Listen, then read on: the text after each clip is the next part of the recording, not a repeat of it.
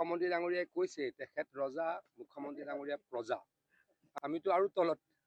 মুখ্যমন্ত্ৰী ডাঙৰীয়াই যেতিয়া প্ৰজা আমিতো আৰু লগোৱা। তেওঁলোকে কয় যেতিয়া কথাটো কৈছো আৰু মই মোৰ ক্ষেত্ৰত কৈছো, মই দাদা কোৱা নাই দেই, দাদা চিনিয়ৰ মানুহ, কিন্তু তেওঁতো ৰজাই, সঁচাকে ৰজা। এবাৰ যেতিয়া ইলেকশ্যন খেলিছে তেওঁ ৰজাই। আমি 3বাৰ জিকিছো, পদ্মদা 6বাৰ মান জিকিছে, আমি প্ৰজা। মুখ্যমন্ত্ৰী ডাঙৰীয়া 5বাৰ জিকিছে, আমি প্ৰজা। তেখেত একবাৰ ইলেকশ্যন জিকিছে, তেখেত ৰজা।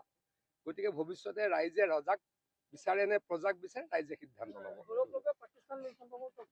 মুখ্যমন্ত্ৰী ডাঙৰীয়াই কালি কৈছে যে জানুৱাৰী মাহতে কথাখিনি আপোনালোকক জনোৱা হ'ব।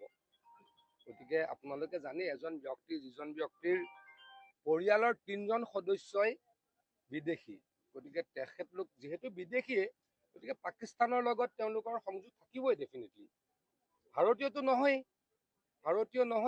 গৌৰৱ গগৈ ডাঙৰীয়াৰ পৰিয়ালৰ 3জন সদস্য ভাৰতীয় নহয়। গতিকে নিশ্চয়কৈ তেখেতলোকৰ অন্য দেশৰ প্ৰতি অনুকম্পা থাকিব। গতিকে তেখেতলোকৰ অনুকম্পা মৰম ডেফিনেটলি পাকিস্তানৰ প্ৰতি আছে।